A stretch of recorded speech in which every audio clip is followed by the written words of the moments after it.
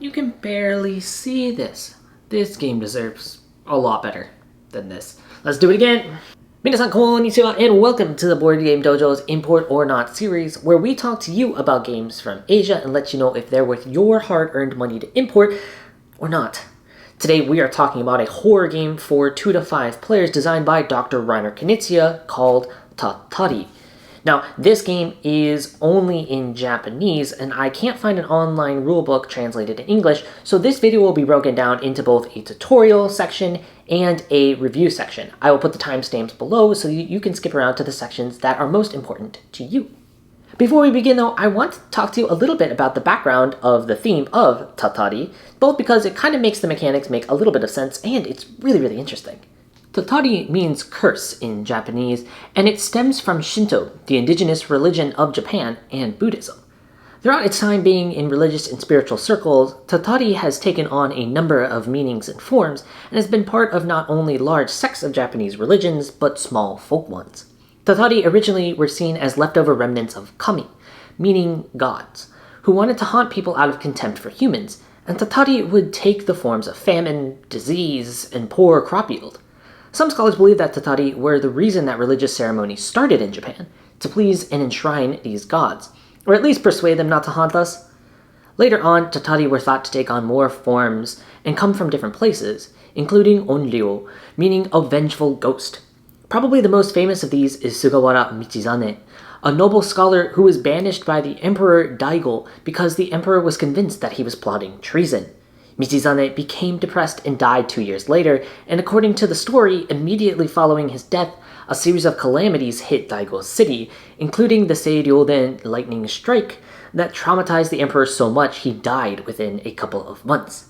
The only way to counter these vengeful spirits is to enshrine them, and so Michizane was enshrined and is now known as Tenjin, a god of scholarship. Every year, his shrine is visited by students and parents from all over Japan for good luck on their or their child's college entrance exams.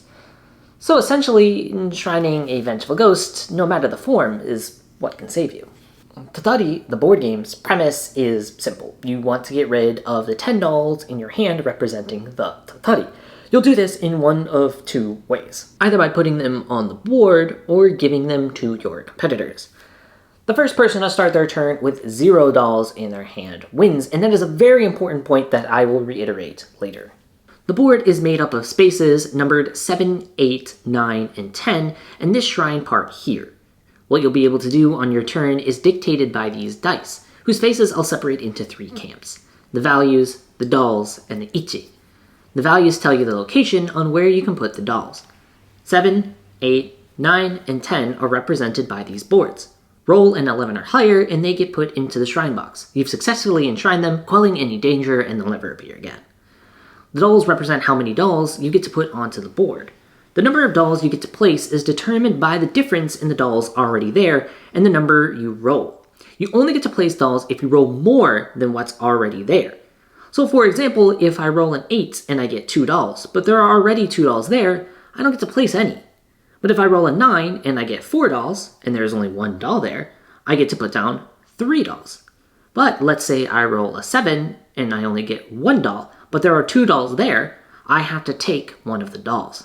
But this begs the question, what happens if I don't roll at least 7? What happens if I don't roll any dolls? And these are excellent questions that I'm going to get to later, but first let me go over what the ichi is. The ichi side has 2 distinct properties every time it is the value of 1, no matter what. Ichi in Japanese just means 1, so you get that value added to the dice. However, if you're able to also put down dolls on your turn, and only if you're able to put down dolls on your turn, and ichi is one of the dice you use, then you also get to give a doll from your hand to another player for each ichi that you used. It's like getting a bonus doll, except you are also making someone else further from winning. They may even say a curse word, but who knows? Maybe that's just my friends. But now we get into the crux of the game. Anyone who is familiar with Dr. Knizia knows that he likes to retune and improve on previous designs, and Tatari is no exception. In fact, if you've played Pickomino or Zombie Mania, a lot of what I'm about to say is going to sound pretty familiar. Tatari is a push your luck game. You'll be able to re-roll these dice as many times as you want, with the ability to keep some and re-roll the rest, with a few caveats. When you're saving dice, you can only choose one value at a time, choosing all of the dice of a particular value or property, like $2 or the Ichi symbol. After rolling, choose a value, and you must take all of the dice of that value. So for example, if I roll 3 4s, I can't just take 2 of them because I want to put dolls on 8. I need to take all of them. The other rule in taking dice is that you cannot take dice of the same value you've already taken. So if I use my first roll and grab a $1 value dice, I cannot take another $1 value dice later this round. After choosing and taking dice, you can then choose to either roll again or stop. So why would you not just keep rolling? Well, because busting in this game is actually really harsh. Busting happens in one of 2 ways. Either you don't roll and keep values that add up to at least 7, or on your roll, you cannot take anything because you've already selected the values listed on the dice you just rolled. Like here, I have already kept these dice, and this is my roll, but I can't take anything because none of the dice are new, unique values from something I already took. When you bust, you must take all of the dolls from whichever square on the board, other than the shrine, has the most dolls on it. It is then the next person's turn. One more important thing to note, because I've seen it popped up on a bunch of English message boards about this game, and now it's in the new Japanese manual in the FAQ section, is what happens if you get a value of at least 7, but then you don't roll any dolls. And what the manual says is that you would treat it as you rolled 0 dolls and then take it from that square. So say you rolled a value of 7 and 0 dolls, then you would take the difference between 0 and however many dolls are on the 7 space and take that many dolls from that 7 space. Basically, you would take all of them from that space. The game ends when somebody begins their turn with 0 dolls in their hand. And what this practically means is that on that last turn, they're going to put the dolls in one of the board spaces or give it to somebody else. But then that last turn, probably everybody else is going to spend trying to roll an Ichi and give that person a doll so that they don't win. And if the rest of them fail, and the person starts their turn with 0 dolls the next time, they win. And that's how to play Tatari. Now let's get into what we think of the game. I am so nervous about trying to explain how I feel about this game because I am so conflicted on so many levels. First, let's go over the theming and components of the game because I think it's a good place to start. The theme works pretty well here. It's well implemented in terms of the mechanics, especially since you can get rid of dolls completely by enshrining them. Okay, you've pleased them. Awesome, that works. The art is nice, the dice good quality, and the box is really tiny, so it's perfectly portable. I can take it to me anywhere in terms of meetups. Awesome, I love it. Great. I also get to share with you and others the story of Tatari and how it overlaps with other pieces of Japanese culture and Japanese religious history. Like, that's pretty fun for me. I was a teacher's assistant for that class in my undergrad, so it's something that I know about. It's cool. While I can be happy that the theme works here, it's not really particularly pasted on. It feels disconnected, especially with how this is marketed. And I guess now is the time that I get to put on my I am totally 100% an expert in business, because this makes no business sense. The game design, the game's marketing, it screams, this is a horror game. And it drives it home with just looking at the back of the box. It's a big, scary doll, and in big print right here, it just says, you are cursed. And although part of the game matches that, the overall mechanics really don't. It's like, okay, I'm cursed, but why am I laughing so much then? Why is this game so silly?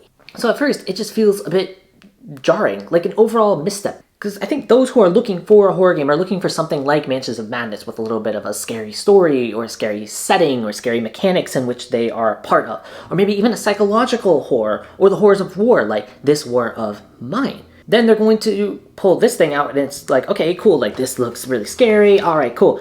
Tell me what's scary about this. Rolling dice, nothing happens to me. If, like, I guess I get more dolls, but there's no real follow-up to why this is supposed to be horrifying. So then, okay, the mechanics are silly. The mechanics are, like, it makes you laugh at times. So this must be a really good family game. But then who is going to go onto the shelf and see this with the doll on the side and go, yeah, this is going to be great to play with my kids? Nobody. It feels like they just took a giant misstep here because they are going to disappoint the people who are looking for a horror game. They buy this and they go, this isn't a horror game. But then because of the theming, they're also missing out on all the people who would really enjoy this game. This game has been a smash hit with non-gamers, and I guess maybe I'm just spoiling a little bit of the ending. And this leads into gameplay, because this is just as confusing. I am not a professional board game reviewer here, and I can see all of the critical red flags that are happening in this game. For example, this game has soft eliminations, meaning that you can feel eliminated because you know that you can't win. There are times where you have to take 4, 5, 6 dolls, and suddenly you have twice or 3 times as many dolls as everyone else, and you just go, alright, there's no way I'm winning this. When is this game going to be over? This game has take that mechanisms. You can give your dolls to other people, directly countering any momentum they have. This game has a final round that can take forever, because when someone goes out, everyone suddenly just cares about giving that person a doll and not about themselves. It's bash the leader time, especially at the higher player counts at 4 or 5. It's going to probably take a couple times for that leader to win.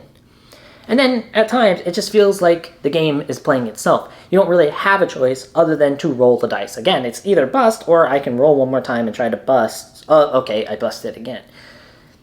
In which case, goes back to the first point, and kind of sometimes these soft eliminations of, okay, I just lost the game and it was all down to this one turn in which I really didn't have a choice other than to bust. These are things that are huge red flags in gaming. I should hate all of it. I should hate this game. I should throw this out the window, and hopefully it doesn't end up like haunting me in my dreams or something. But I guess I don't have to worry about that because I don't hate this game. In fact, I think this game is really fun. And I don't know why. The swinginess that is soft eliminations will happen from time to time, but when they do, it's an experience that the whole group is a part of. When the dolls start piling up into that 7 spot, each choice to continue on and possibly bust is nerve-wracking. The tension is palpable, and when you bust, the whole group is a part of it, laughing at your hubris or maybe just plain bad luck. And the game only lasts for around 20 minutes. It takes a bit of time to build up spaces to seriously harm someone's chances of winning, so we're really only talking about you kind of feel eliminated for maybe 5 to 7 minutes. The final round, when people are just rolling for that each dice, makes each roll tense and fantastic. Everybody is so invested in the other player's turns. When the person busts, it's a sense of pure relief from the leader, the player that it's about to win, because they survived one more person. They survived someone that was trying to curse them, and it's on the next person to try it again, so then that tension just builds right back up. It's like, okay, we are all against each other for 95% of this game, but let's all work together to make sure that that person over there doesn't win. But of course, they also have to roll enough that they get to actually put a doll down on the space. So it's actually pretty difficult to pull off. It feels like a momentous occasion. And that's why the take that mechanism works too. It's such a rarity compared to the other turns you'll have that it feels like you kind of deserve a bonus riddance of a doll. And when you're killing it, getting handed a doll is kind of that acceptance of, yeah, my luck has been really good so far. And the reason I think this works is because, as I said before, this game is not to be taken that seriously. If you are somebody that gets angry when handed a bad card, or somebody plays a +4 before you in Uno, you are going to hate this game. If you want strategy, forward planning, fairness, this is not the game for you. Like, thank you for watching. Hit the subscribe button on your way out. I'll see you next time. Thank you. But if you are someone that likes a bit of silliness, doesn't mind a game that is mildly swingy, and are just looking for a nice filler in a tiny box, then this is a game I would look at.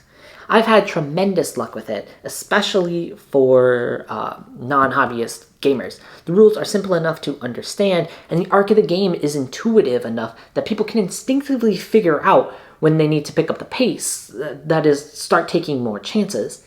And it's kind of fun to see this arc that develops no matter how many new players are playing it, because at the beginning everybody's just kind of, okay, I'm going to put these dolls out on the board, and then about halfway through the game, when people's doll population is getting smaller for each person, they start going, all right, it's time to start trying to roll those ichis and trying to get the people that are in front more dolls. It amazes me how consistently that kind of story arc builds into this game. And it's especially true those final rounds where the leader is trying to get rid of that last doll, and when they do, the table becomes ready to attack that person.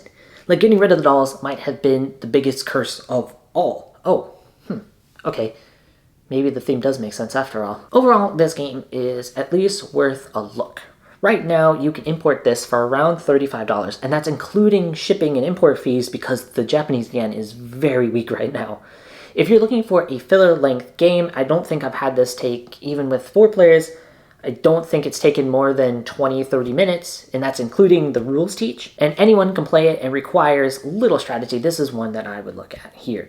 Because, yes, the theming of it is a little bit disjointed, and it might be off-putting to some.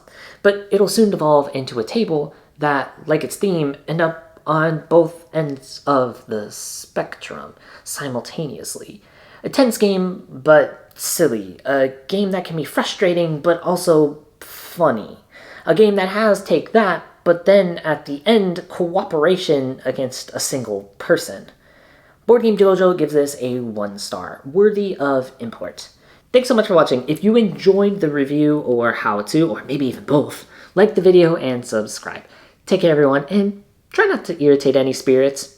じゃあね